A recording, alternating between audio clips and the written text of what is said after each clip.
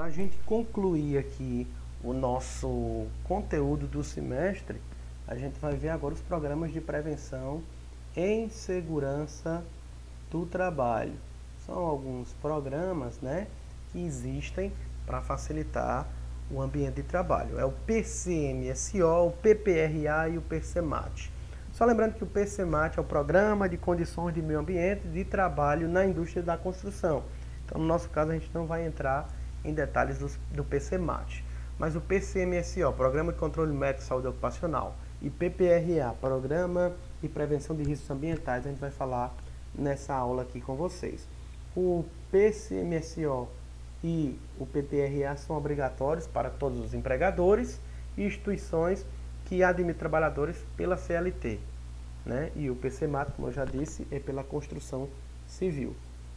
Falando exclusivamente sobre o PCMSO, né? Programa de Controle Médico e Saúde Ocupacional, ele é definido pela NR7 e ele deve ser elaborado e implementado por todos os empregadores e instituições que tenham trabalhadores, né, pela CLT. O que é o PCMSO? É um programa que especifica procedimentos e condutas a serem adotadas pelas empresas em função dos riscos a que os empregadores se expõem no ambiente de trabalho. O objetivo é prevenir, detectar precocemente, monitorar e controlar possíveis danos à saúde do empregado, certo? Então, o que a gente deve considerar aqui? O que o PCMSO deve fazer? Ele tem que pensar nas questões que do indivíduo, né, e da coletividade dos trabalhadores, pensando exclusivamente sobre um instrumental clínico epidemiológico na abordagem de relação entre a saúde e o trabalho, né? Como eu já disse, é médico e saúde ocupacional. Então ele tem que ter o caráter de prevenção, de rastreamento, de diagnóstico, né, dos agravos à saúde dos trabalhadores. Ele serve ali para fazer alguns exames e resolver alguns problemas que possam estar acontecendo nas empresas.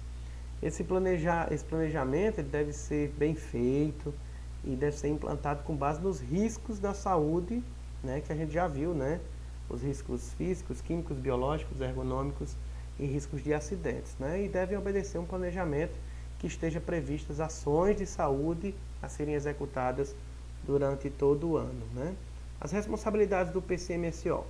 Do empregador, o dono da empresa, ele tem que garantir a elaboração do PCMSO e zelar pela sua eficácia. Custear os procedimentos, indicar os médicos do SESB e o coordenador para fazer a execução. Se a empresa estiver sem médico, indica um médico empregado ou não para coordenar esse PCMSO. Se não tiver médico do trabalho da região, contrata um outro tipo de médico. Agora tem que ter o médico. Aqui tem que ter o médico, né? Já o médico, ele tem que fazer o quê? Ele vai realizar os exames, né, médicos, encarregados aos profissionais. Por exemplo, detectou que o funcionário estava com alergia, então ele vai e manda para um profissional da área de esforço repetitivo, né?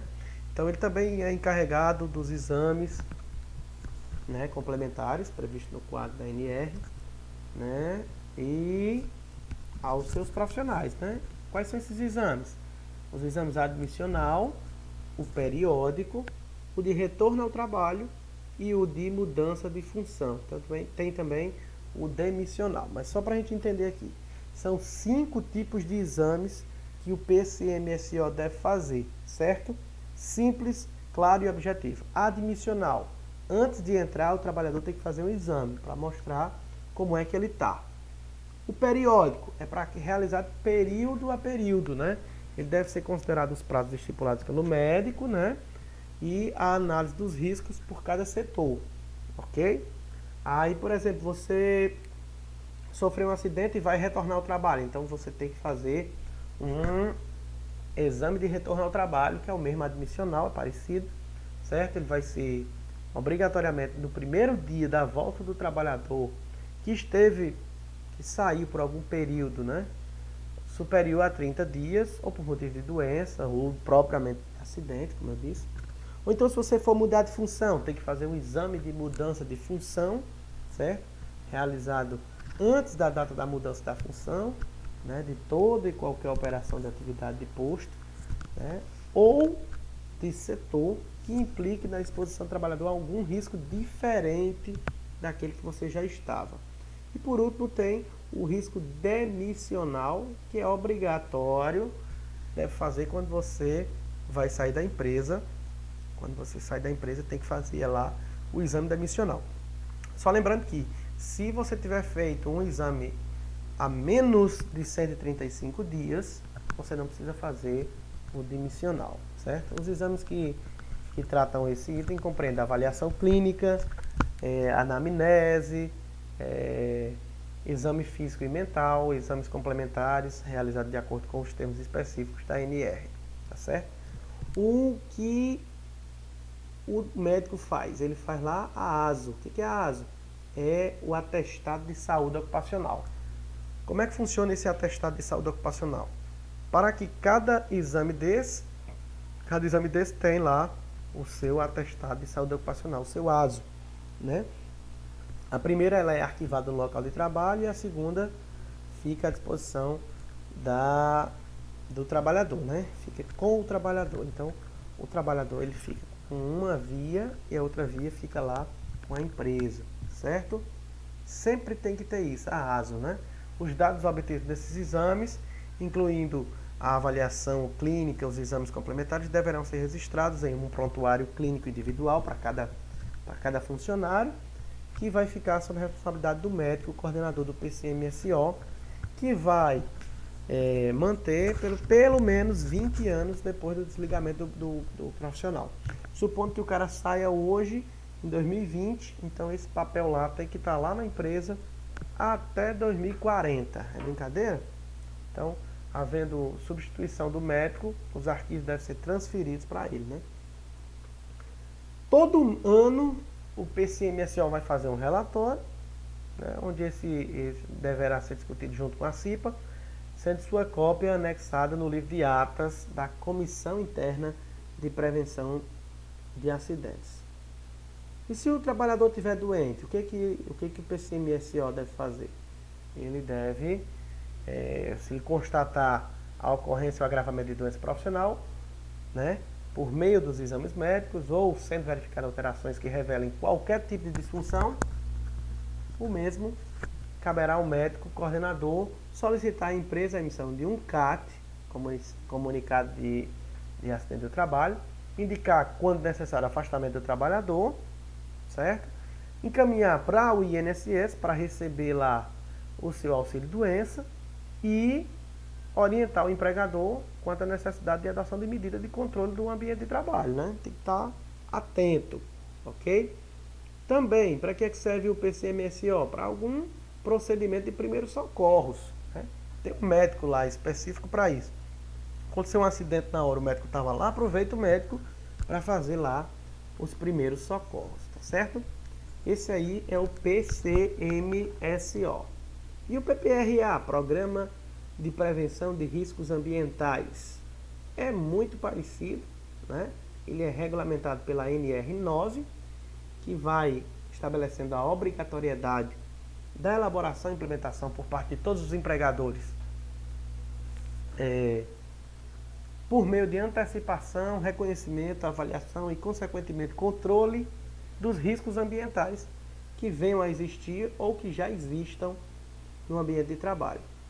O PPRA, ele é parte integrante do conjunto mais amplo das iniciativas da empresa do campo de preservação da saúde, certo? Previsto lá também no PCMSO, que é a NR7, né?